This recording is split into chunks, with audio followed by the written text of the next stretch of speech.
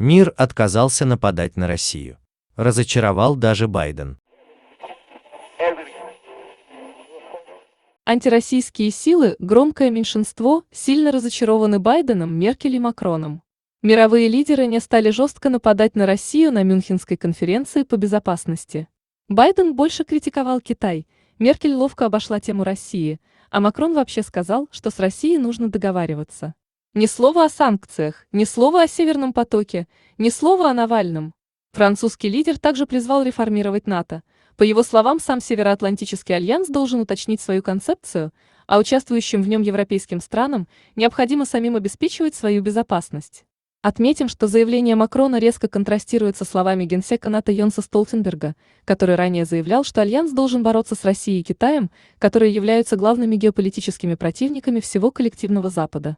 Даже британцы заговорили словами Кремля, отвечая на очередной американский выпад по газу. Британское издание «Экспресс» опубликовало комментарий пресс-секретаря президента РФ Дмитрия Пескова касательно попыток США сорвать проект «Северный поток-2». Официальный представитель Кремля отметил, что газопровод нужен для обеспечения энергобезопасности Европы. И при этом подчеркнул, что вопросы европейской энергетики США никоим образом не касаются. Отдельные страны, которым просто не сидится и которые весьма разочарованы позицией Запада, жаждут теперь ввести собственные санкции против России. От лютой ярости. Вот Украина вводит санкции против кума Путина, думает спровоцировать российского лидера. Литва бесится после ухода белорусских грузов в российские порты.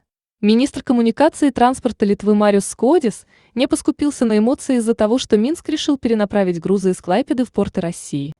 Похоже, подпевалы Запада еще не уловили общий тренд на нормализацию отношений с Россией и все еще надеются, что их голоса будут поддержаны большими дядями. Но те, кажется, уже осознали, что либеральный мир находится в обороне.